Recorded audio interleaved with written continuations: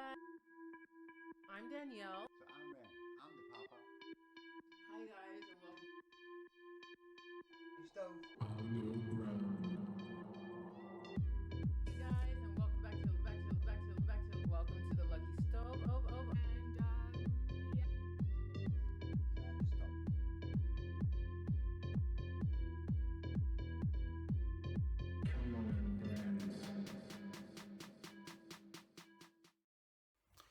Hi guys, welcome to the Lucky Stove. I'm Danielle, and today I'm going to show you how to make vegetable croquettes.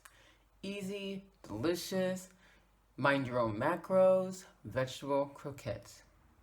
So join me and we'll get started. All right, so what you're gonna need to get started is some vegetables. So here I have some mixed vegetables.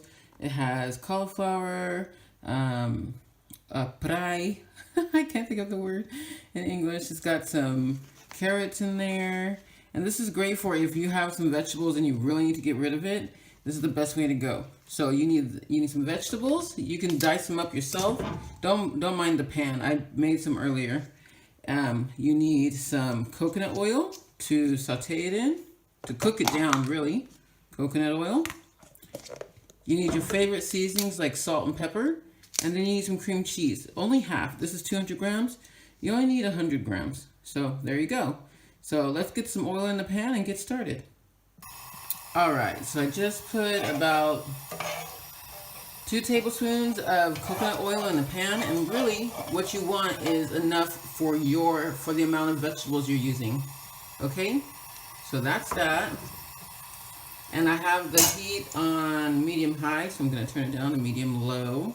And you're going to saute your vegetables. You're just going to cook them down. So it's not even like you have to get all fancy with it. You're just cooking them down. So I'm going to do the same. I'm going to empty my vegetables in here. That's 200 grams. 200 to 300 grams. If you look closely, you see I'm just tossing it. I'm going to stir it. I may even bring the temperature down lower. Right now you can see it's about medium low. And that's fine. Here I have some rapstelen, which I love. That's collard greens. I'm so excited. And so once in a while I come across collard greens and I cook it as soon as I can, or I freeze it. And it makes me very excited. So I'll be back once it's cooked down enough, and then I'll season it accordingly. Okay, I've got my I say three, but I have my 4 amigos here. I have my pink Himalayan salt. Don't forget your pink Himalayan salt. It gives you good electrolytes. It's great to keep you balanced. I have my cayenne pepper. I have my black pepper. And I have my garlic powder. Now, I usually try to keep this as simple as possible. Just because depending on what you serve it with, you may want it a little bit neutral in flavor, but salt is always a given for me. So let me just sprinkle some in the lid because I don't have a shaker, and I'm going to sprinkle some in here. There we go, just a little bit more. The vegetables give off a lot of water, which is great. You know, vegetables are good for water. Don't forget to get your water intake. It is summer, at least in my part of the hemisphere. So don't forget to get your water in so that way you don't dehydrate. Get your water in anyway. That's very important. Your body is about 60% water and your blood is 90% water. So you want to make sure you have plenty of water in your body. You stir that up. Add your salt and pepper. Oh, I already added the salt, but now I'm going to add some pepper. Let's go. Sorry about the shaking camera. I'm a one-woman band today. A little bit of cayenne. Don't forget, all seasonings have carbs, so it's up to you how you do it. Because remember, seasonings are just dried up plants. Okay? And plants have carbs. If you did not know, now you know. So seasonings are dried up plants. Just like this garlic. I remember one day I was making a recipe and I added like, I think it was 2 teaspoons. I don't know. It could have been a tablespoon, to be honest, of garlic. You're like, oh my gosh, a tablespoon of garlic, crazy. but it was for flavoring, okay? But in any case, I did that. And boy, oh boy, afterwards, because I didn't count it at the beginning, I counted it afterwards. I was so mad. Of course, it was for like 4 to 6 people, but still, the carbs were so high. So I'll be back once this is cooked down, and then we'll add the cream cheese. Whew, it's getting warm already. So what I'm doing while the vegetables are cooking down is that I'm collecting my cling film, which is actually not necessary just yet. I've got my cling film. And what we're going to do is once the vegetables are cooked down and the cream cheese is mixed in, we're going to put it on a plate as flat as possible. And then what we're going to do is we're going to put it in the freezer so they can cool down completely, because then the fun begins. Okay, so that's just some pre-notification as to what's happening. In the meantime, I guess I can tell you I did start the Type 2 Take 2 program. And I'm still waiting, but the enrollment is now closed for the group, but open enrollment is still available for individuals, one-on-one. So just to let you know, that's still available, and we do have the Type 2 Take 2 podcast. Don't forget about that. And also we have the Envision Health. That's my company now. My company. The Envision Health Integrative Nutrition and Wellness, in which you can go online, jump on there through Better Practice, Better IO. I'll put a link down below. And you can see how, if there's anything that's there that can suit you, that I can help you with. The whole point is just to get you to a healthier place of life. So that way you can enjoy your life, you can enjoy living without being frustrated and sick and tired and on meds. If you don't have to be have people help you up. Why do we have to put ourselves through things where it's not necessary? Now I hear the pan, so let me give that a stir. All right, here we go. Yep, I heard it snap, crackle, and popping. I like for my vegetables to be a little bit brown. You see, it doesn't take long at all. I just barely put it in there. But I like for my vegetables to be a little bit brown because it gives off a little bit of flavor. Not burnt, just brown. I know some of you are probably afraid of the carcinogens. Don't worry, it's not burnt. Let me make it steady. See? Not burnt, just a little bit brown to bring out the caramelization, the flavor. But you know what? Now this part is done. So I'm going to put it on super low. Take this metal spoon out of this hot metal pan, so that way the heat doesn't get attracted. I'm going to open up my Godessa cream cheese, fris en romig. This is the cream cheese that we buy. It's 69 cents at the Lidl, by Albert Heijn's, whatever. You're probably thinking, why are you cross-contaminating? Because I don't care. That's why. When you're at home, you can actually just separate it beforehand and not cross-contaminate. But you see, this doesn't bother me, so that's why I do it. Besides, we usually use our cream cheese for lots of other things that have nothing to do with sweet. So that there's a little bit of vegetables in there, it's not a big deal. I'll probably use the rest of it tonight anyway. So as you can see, I'm just stirring this. And I'm gonna bring it all together. And once it's all together, I'll come back. All right, it's all together. Don't forget to give your food a taste.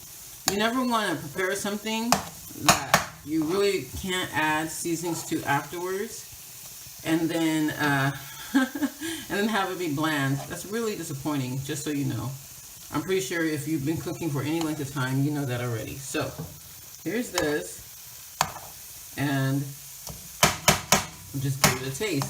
So I'm gonna give it a taste. And you won't be able to see me because of the way I'm holding the camera, but it's okay. One thing I know for sure is it's hot. Not spicy, but hot. I'm going to turn off the fire because the cheese is well melted and mixed. And I'm going to give it a pinch more salt. Why do I use the cream cheese? I'm going to take it off the fire. Okay, so the reason I use the cream cheese is because it's a good fat. If you can't eat dairy, then this is not for you, right? So instead of using cream cheese, use coconut cream. Ta-da! So you use the coconut cream and you just mix it all the same. And then it's easy. And then what you're going to do is you're going to put it on a plate. Like I said, spread it out thin. And then once you spread it out thin, you're going to let it cool. And then once it gets to a safe cool, then you'll put it in the freezer. Because you can't put hot things directly in the freezer. That's not, no. You will build up bacteria that way. That's not okay. You got to bring it down to a safe temperature before you can actually put it in the freezer. So I'm going to sprinkle a little bit more salt in there. I'm going to put it on the plate, and then I'll show you what it looks like before I put it in the freezer. Okay? Be right back. All right, so we seasoned it once more, and now we're just adding it to the plate. Like I said, the whole point of adding it to the plate is just to let it cool. So you put it down as flat as you can. Again, forgive my camera woman skills. I'm a one-man band today. All right, cool. And I just spread it out.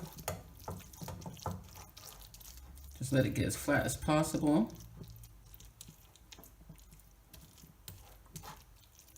Okay. I love the sound of creamy things. Funny enough, it sounds nice and delicious. It tastes nice and delicious too. So now we're doing this. Now we got this set. Let's take it over to the table. See how delicious that is with better lighting? Perfect. So I'm just gonna let this cool a bit, and then we'll put it in the freezer. It's got to come to room temperature before we put it in the freezer, because bacteria will grow otherwise. And then you're going to be sick, and that's not cool. All right, so we'll let it cool down, and I'll come back, and we'll be good to go. Okay, so we got the plate here. The vegetables are semi-cool, and I forgot to mention that what I normally do is I put plastic wrap. Well, okay, let me just show you what I do. I get plastic wrap, and then I get the vegetables. Here's the plastic wrap. Hope you can see it well. So I get the mixture, and then I scrape it into the plastic wrap. I think you can see already what I'm doing here. I'm gonna make a roll. We're gonna use this like a sausage casing, if you will. Okay, so you just bring the vegetables over. We'll bring the plastic wrap over. There we go. And the whole idea is to tuck and roll. Really, you want all the plastic wrap to be in one spot. Oh, thank you, Lord. See, the lighting was fixed, and now you can see what I'm doing. And what we'll do is we'll cut them into portions. And this is still quite wide for me, actually, but I'm just going to deal with that right now for the sake of this video. But you would cut it into portions, and I will show you that part when it's time. Okay, be back soon.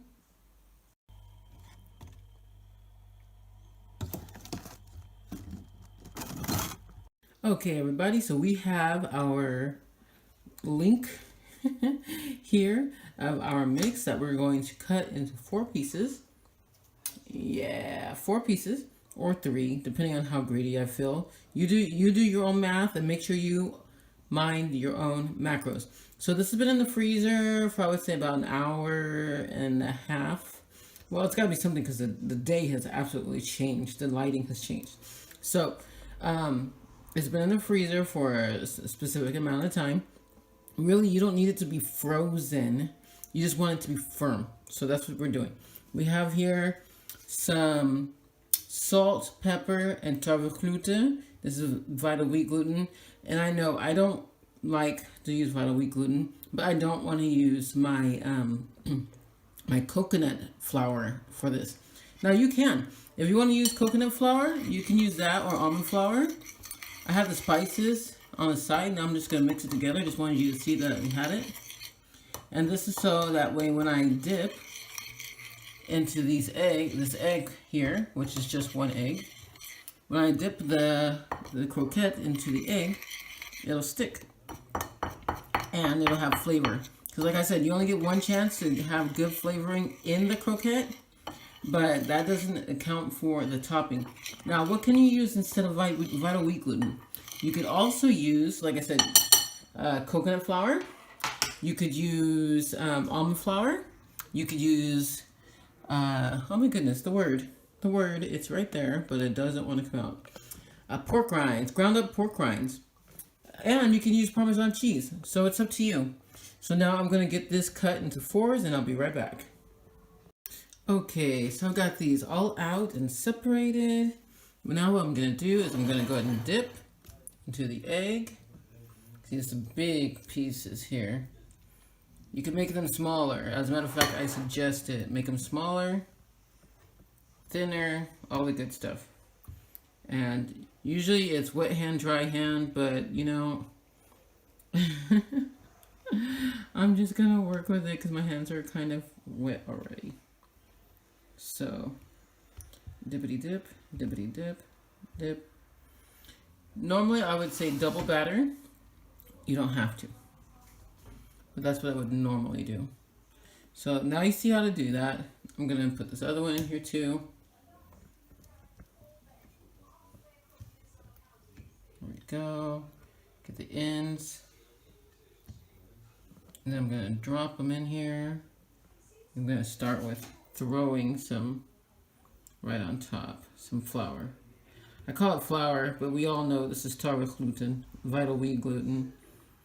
And the reason, if you don't remember, the reason why I don't recommend vital wheat gluten is because it affects your gut lining.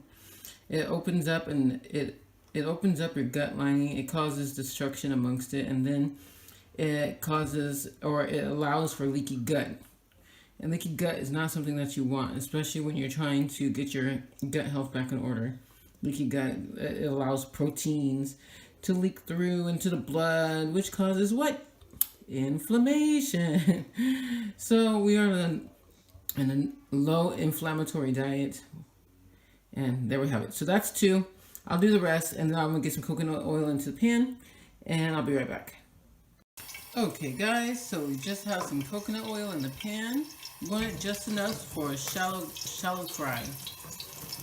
Hey guys, don't forget to like, subscribe, turn on your notifications. Otherwise, the government will listen to your every move and watch your every sentence. Okay, so it's already hot, so I'm gonna put it in there. And then it's all about, of course, as long as your oil is not too hot, then you're not gonna burn it. But remember, you already cooked this. These are already cooked. So, all you're doing is browning and making a crust to go around it so it can hold together. Can you see? You can do this with anything, but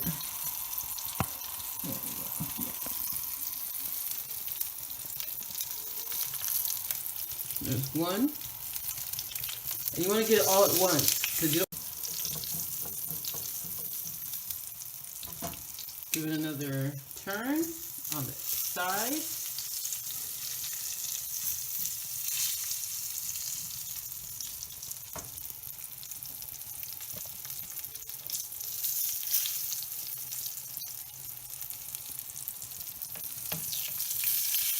See, it's not hard, it's just what are you willing to do?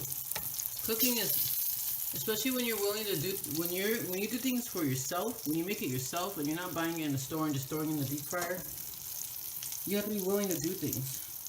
And once you're willing to do things, then you're going to enjoy life a lot more. Because you're going to enjoy knowing that you are able to take care of yourself. But anyway, that's for another time. These guys are done. I'm going to take them out. Now to open them up.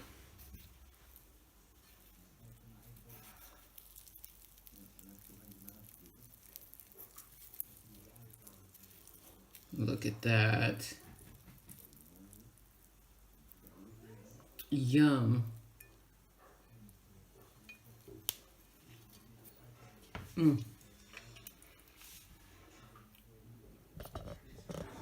And of course, for the taste test,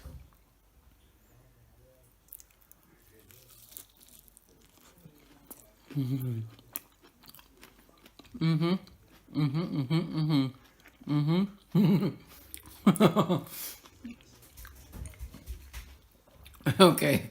I mean, who doesn't like things that are fried anyway, right? But this makes it so much better. So, as you can see, we have this delicious meal with some rapstelen, collard greens on the side. Could be collard greens, could be mustard greens. They're greens. That's all that matters, right?